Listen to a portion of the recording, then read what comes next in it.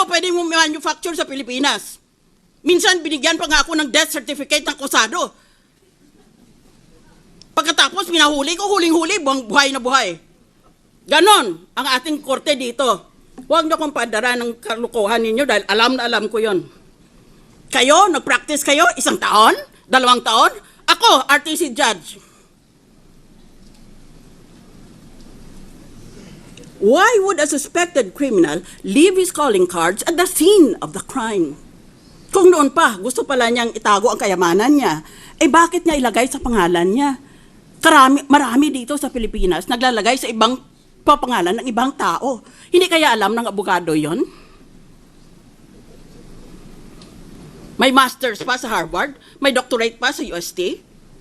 Ganun kaya siya katanga? Assuming for the sake of argument that there is a preponderance of evidence for the prosecution, the preponderance is not overwhelming. Yan ang Ingles. Hinada ko para sa 2 minutes ko. Wala pala kaming limitasyon. Ngayon Tagalog naman at hingi na ako ng paumanhin abansi pa lang dahil kulang na kulang Tagalog ko.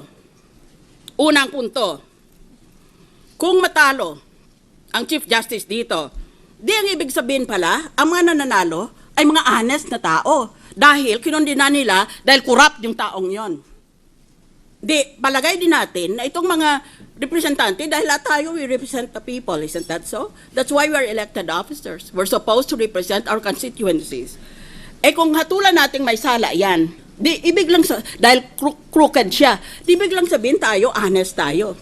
Ngayon, kung lahat pala tayo honest, o marami pala tayo sa atin ay honest, why is the Philippines often, or if not all the time, why is the Philippines always ranked as one of the most corrupt countries in the whole world? Yan, sagutin niyo ako niyan. Nagpapakalinis kayo? Aba kung malinis pala ang mga opisyalis natin at malinis pala sa buong bansa, bakit palagi tayong nililista ng Transparency International as one of the most corrupt countries in the world? Magtitinginan tayo? Sino kaya dito? Yan ang unang punto ko. Pangalawa, tumigil na kayo ng kapapangkapan nyo, mga artista. Merong mga politiko na alam natin kung anong loopholes nila sa SALN. Deposito ang sinasabi ng batas, pagkatapusan ng Disyembre, katapusan ng taon, magdeklara ka kung magkanong pera mo sa bangko. Hindi ba gini-withdraw nila pera nila sa buwan na Nobyembre o Disyembre? Para pag naglagay sila, pag nag-file sila ng SALN nila, wala nga silang deposito. O kaya meron lang sila ng couple of thousands. Kasi withdraw nila Pag Enero, i-deposit nila uli. Taong bayan, kayo ang magtestigo. Yan. Ba't hindi natin habulin yung ganon? Pangalawa, palusot. O pangalawa, na ginagawa nila na loophole sa SALN. Lahat ng pag-ari nila, real estate, bank accounts, iba pang pag-ari, nalagay sa ibang pangalan. Yan is very, very widespread.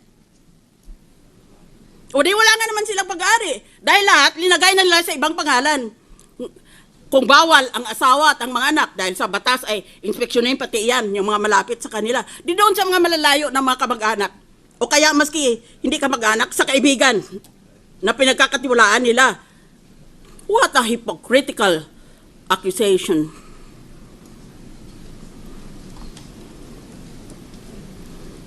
That is the problem with this country. We're all for honest government, and yet the world condemns us as one of the most corrupt countries in the world.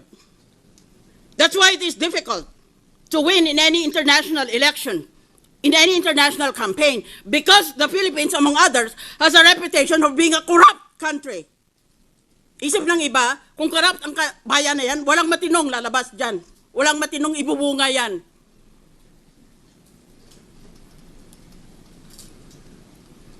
Ba't bawat isa ba sa inyo, walang sala tungkol sa SALN? Bigyan nyo ako ng isa pang buhay. Panginoon, bigyan mo ako ng isa pang buhay at imbestigahin ko lahat. Isa-isa. Dito sa Senado at sa House of Representatives, tignan natin. Pati sarili ko, imbestigahin ko. Order, please. Ang daming loopholes ng SALN na yan. Ba't hindi kayo umimik noon? Ba't ngayon bigla na lang kayong so exercised about a loophole? Well, if that is the case, then let us all just put our assets in dollars and know the purpose of the SALN will be perverted or corrupted. That is true. But what about all the other loopholes? Bakit ngayon lang kayo nagalit tungkol sa loophole na yan? Bakit doon pa? Dahil yung iba sa atin, ginagamit yung mismong loopholes na yon. Hindi lang sila ma-impeach. Sunod na punto. Sinabi ko sa umpisa, this is quasi-judicial and this is quasi-political. Yan, aminado yan ng mga authors. Si Professor Charles Black ng Yale, si Professor Raoul Berger ng Harvard. Mga tinitingala yan ng mga authorities all over the world. Ngayon, this is quasi-judicial. Ibig sabihin, kalahati niyan politika. Kalahati yan batas. Napakahirap gawin yan. Ngayon, ako, dahil naging RTC judge, ang ginagamit ko lang ang batas. Wala akong ginagamit sa pampolitika dahil hindi na ako makatakbo ulit. Natawag na ako ng International Criminal Court. Wala na akong kinabukasan sa politika sa Pilipinas. Even if I wanted to, I am prohibited because this is already my second term, consecutive term. Ngayon, ano bang sinasabi na quasi-political? Investigahin nga natin for future impeachments. Anong sinasabi na quasi-judicial, quasi-political? Madaling intindihin ang quasi-judicial. Kalahati niyan tungkol sa hustisya o tungkol sa batas. Pero kalahati yan tungkol sa politika. Anong ibig sabihin ng tungkol sa politika? Tungkol sa politika, dahil ang ibig sabihin dyan, pag-isipan mo at pakinggan mo ang mga taong bumoto sa iyo. That is actually the meaning of quasi-political. Because the people might disagree with what the law says. Yon ang pakikinggan mo.